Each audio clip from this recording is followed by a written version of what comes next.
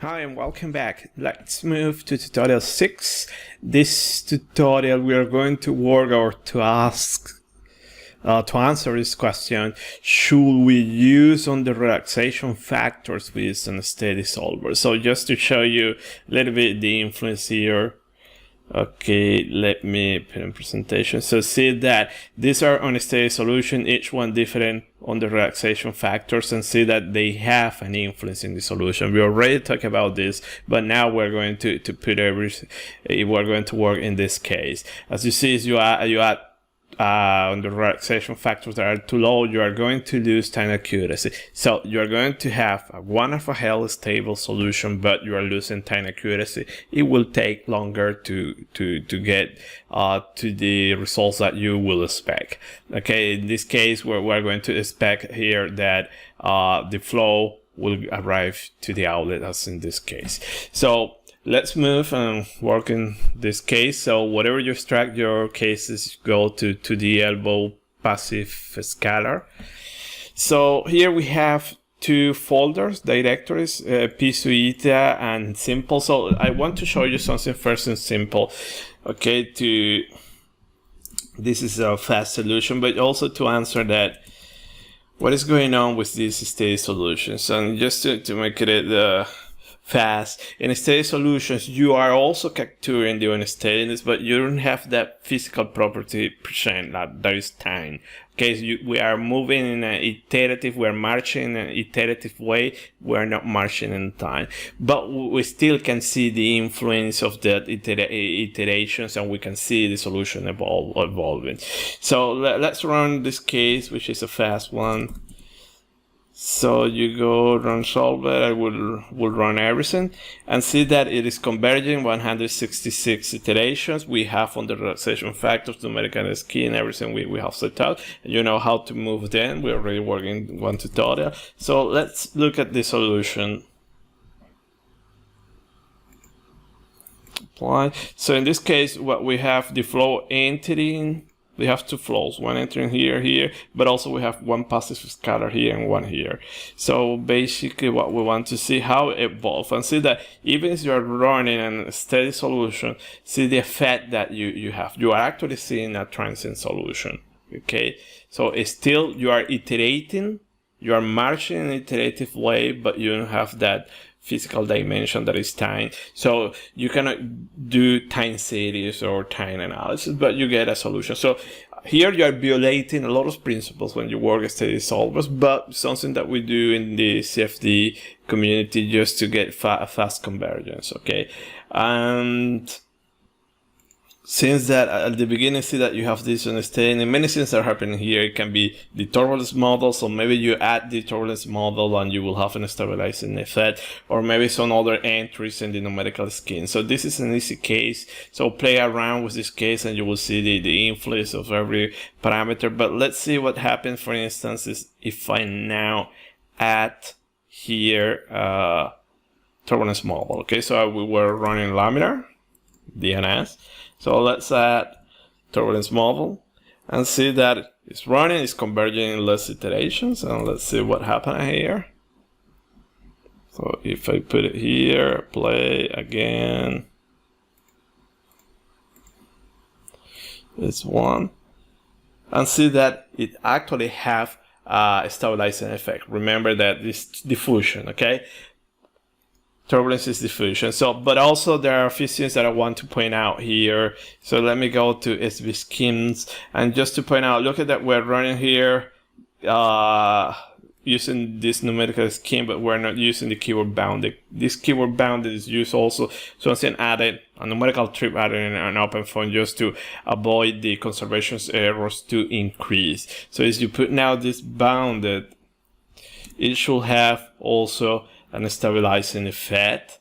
Okay, so it's up to you to choose, but it's if you run with or without bounded, but it's highly recommended to use bounded. Okay, so if I put it now, okay, it converges in more iterations, but let's see now the solution if we still have that kind of that transient at the beginning. So that one will also reduce your conservation errors. When you plot the residuals, you will see that you will have a better effect here. So look at that plotting here. Now everything is more stable. You don't have that mixing that you have at the beginning. That probably we can see better if we run laminar. Okay, 99 iterations. Apply. Let me move here. Apply. That's one. And see that you don't have that effect there. Okay, so it's up to you, but it's highly recommended to play with that, to use that one in a steady simulation. But remember that we're violating many principles there when we run steady simulations. You have to be careful. Since that you have to be careful, let me run now using the gradient limiters. Okay, so if I run with this case, we're going to see the behavior that we have that is not converging. Previously it was converging in 99 iterations. Here it went up to the maximum number of iterations. Still, we have a good solution. If we measure a quantity in the outlet, you will see that it's okay. But kind of this is an indication that residuals are stalled. So let me go and you will see Python plot runner, and we have simple font. So if I plot my residuals,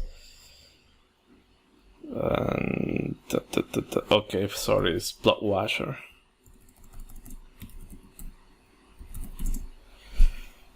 See that they are stalled, and usually this is there are many reasons, but usually this is something that you will see that happens with steady solvers and when you use gradient limiters. Okay, so you can go usually as well is associated with the non-differentiable limiters. So if you go to a differentiable one like the qubit that we saw in the previous tutorial, probably will have a good effect, a positive effect.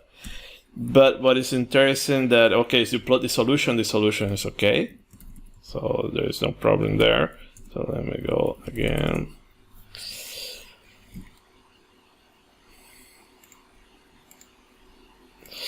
If I move here, okay, S1, play. So I see that there are no problems in my solution, perfect, but it's just going to define a maximum number.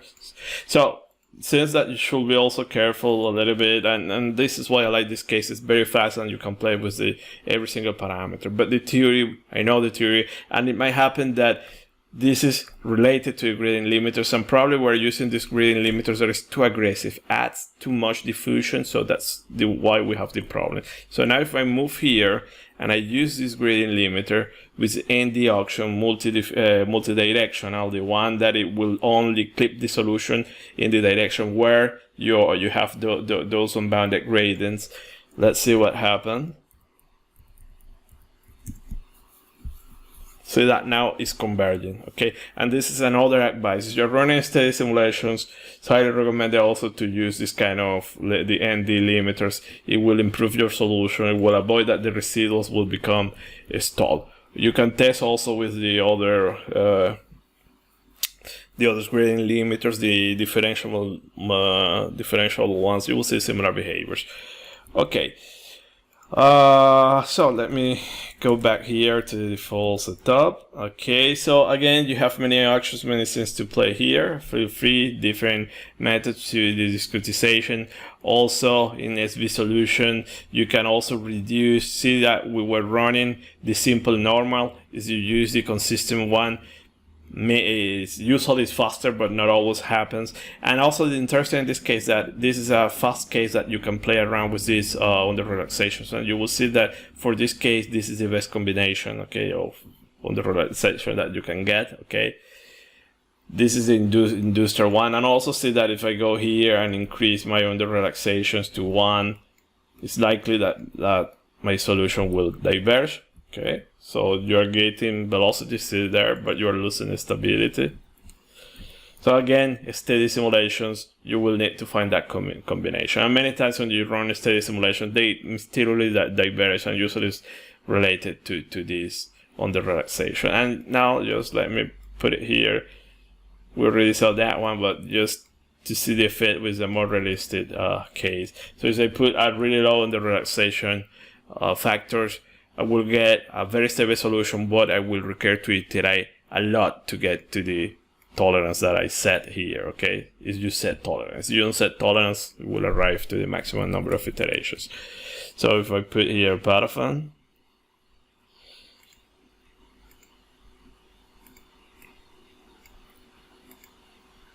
okay, it's 1. See the evolution, very slow evolution, very stable solution, but it will be slower. Sometimes you will need to do this, and sometimes you have very coupled physics, strong physics that you need to reduce it, and you can use those values, and then as the solution keeps advancing, you can increase. For instance, if you are doing turbulence model, in my experience, if you are doing steady simulations using Renner's model, usually it's a good idea to reduce on the relaxation and then increase then very slowly.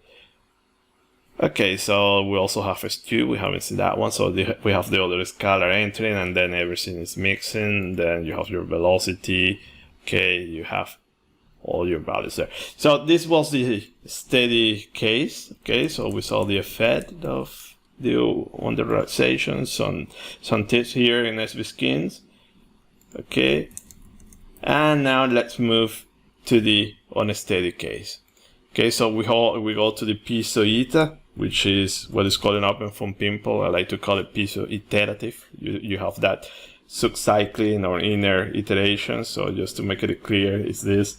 Okay, so that one we saw in the previous tutorial that have a stabilizing effect.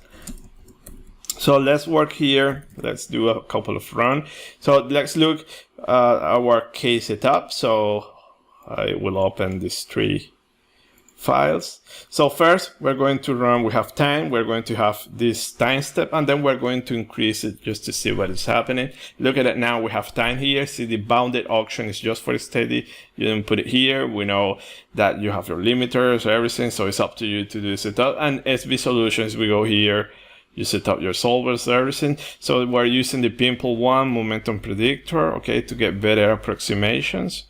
And then see that I set in my default values for my loop, and then the tolerance here, my tolerance is for the outer loop, so it will do maximum number of iterations or will stop if one of these conditions is reached.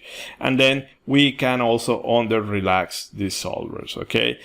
So we saw also in a previous tutorial that and also in the presentation that they have an effect. So these are the default values that I recommend you to use, but also this also highly depends of the physics or your CFL number. So if you have probably large CFL numbers, it's better to have low on the relaxation. So let me run here and let me put 1, 1, okay? Oh, let's use the one that was default, and let's run, okay? So see that now we have time, we're solving, look at that, it's doing the iterations. You have your CFL number, iteration 1, this is the outer iteration, and final iteration because it's reaching the tolerance or absolute or relative, I think in this case it's absolute. And it is iterating. In the same time that it's iterating, it is using these values to make your solution more stable. But be careful, don't use values too low because you can lose time accuracy, okay? You're going to make your solution very stable, but you are going to lose time accuracy. Okay, here should be the common largest step, so you don't lose time accuracy. So if you recall the steady simulation, it was super fast. Here you see that you have to do all these iterations. So if I play now, paraffin, apply, and let me select S1, so that everything is, you have your dimension there, time, and everything is working fine. But the steady simulation conversion 99 iterations. Here you have 150 time step. Each time step you have 2 outer correction plus all the internal iterations, so it's more expensive. Okay, so that's why we like to use a steady solver because we want fast conversion, but not always they work, or not always it's possible to use. From the top of my head, thinking like moving bodies is something that you can use that approximation of a steady solution. So, and there are many cases. So now let's move and do something nice here. So let's increase the time step, okay? And here you're going to get a better feeling of what is happening when we increase the time step, okay? So if I run now, we're going to get a much faster convergence. See, very fast. See your time step 5, and see that with no problem I can keep increasing the time step. Let me go now 5, okay, and it will run very fast convergence. But it might happen that we're losing a lot of information. See, 54, as I mentioned previously as well, that I have been able to run up to CFL number of 200, but you are missing too much information. So if I plot here, probably I didn't save. Yes, let me increase my frequency here. Okay, let me go 1 here. Okay, so let's run with this CFL number and see that we're doing it, even we're still doing that subcycling, very fast solution, while our CFL number is 10. So in 10, you already start to lose on accuracy. So when personal speed is up to 5, you have relatively good accuracy. More than that, you start to lose accuracy. You might be able to get something but you will need to increase your mesh resolution. So in the end, it's not that you are gaining too much. So look at that play. And we have it here. Okay. So it seems that it's time accurate, but as you compare with the previous solution, you will see that there are some differences. But let's now play with the SB solution, and let me go here and guess that I will change here 0.3 and 0.3. So this is going to give you more stability. So it might happen sometimes that due to the fact that you are using that social large CFL number, it might diverge, okay? But it's just because you're missing physics important information. So if you did this, you are stability, but now you're entering kind of in a pseudo transient state that you're losing that time accuracy, but still you will be converging. So let me go here, I put here, and see clearly we see that kind of we are losing that time accuracy. So we are going to arrive to 150, and it will be a different state from the previous one. Okay, so if you want accuracy, increase this time accuracy, but not the solution accuracy. So we increase this one, now you are kind of preserving that time accuracy. So let me go play again.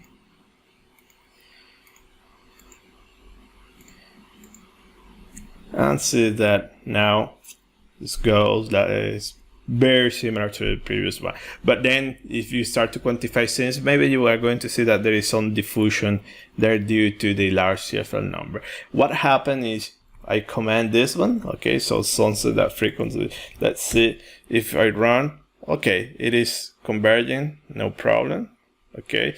But look at what is happening. It is converging, there is no problem. And imagine that you need to run this one for a very large time, and you see that it is converging. But here, because I'm printing, and I told you at the beginning that this is a standard, okay, for me, printing minimum and maximum values, I know that my solution is wrong. Look at that, it converges, but it converges to the wrong value. See that I just see S1, S2.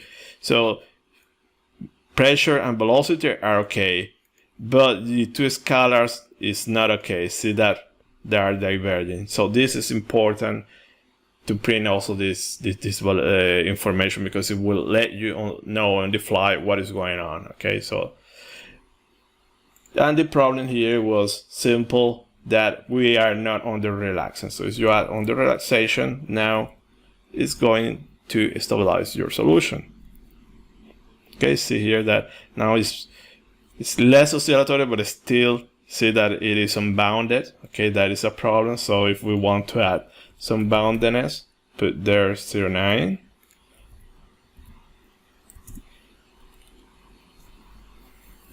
and see that it's improving a little bit, but not too much.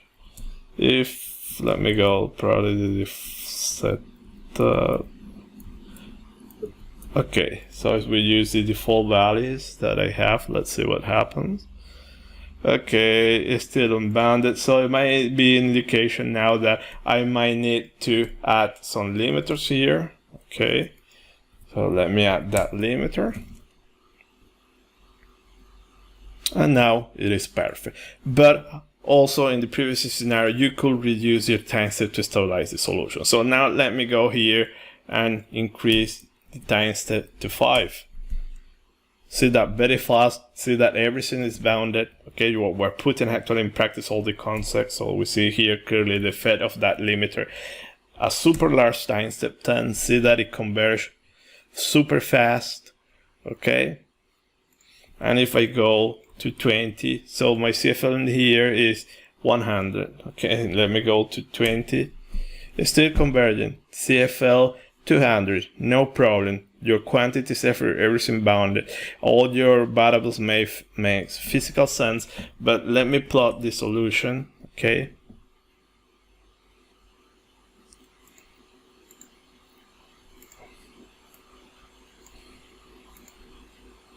So if I go here, S1. See that we arrived to the final time, but see that we haven't advanced the solution much. And this is that numerical diffusion. Too much numerical diffusion that you are losing a lot of information. Okay, so maybe in this case, if you want to arrive to the maximum, so let's see, let me increase this time. Okay, let's see what happened. But now you will need to, you see that it's not a good idea going super large CFL number. Okay, you will converge, you will advance fast, but you might converge to the wrong solution. So let's see what is happening now here.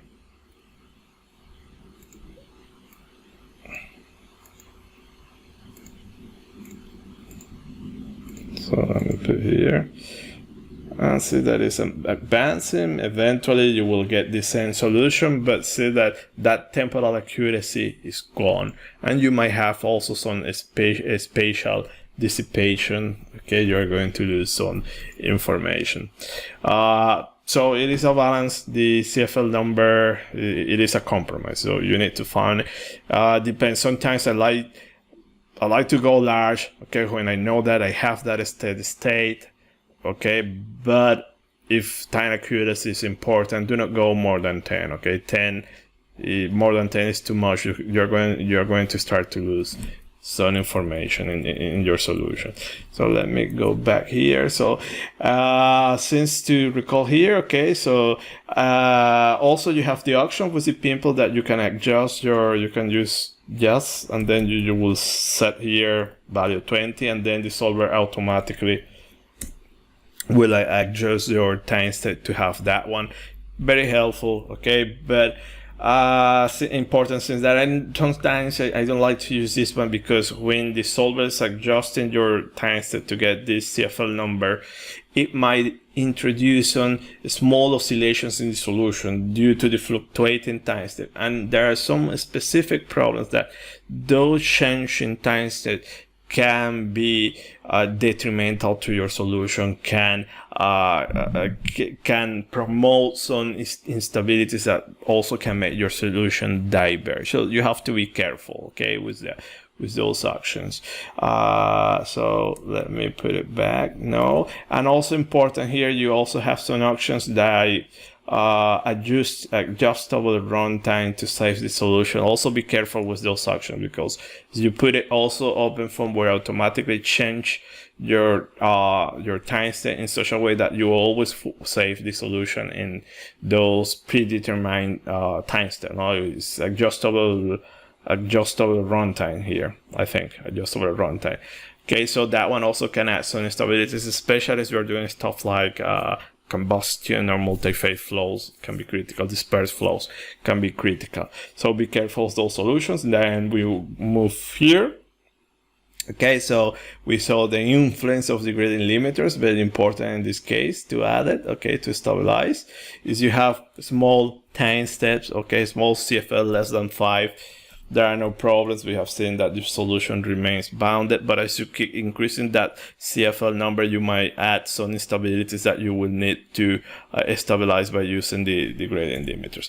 And actually see here, even that we have the CFL 0.5, we have some unboundedness there, that it might be a good idea to leave these two surge on to stabilize everything.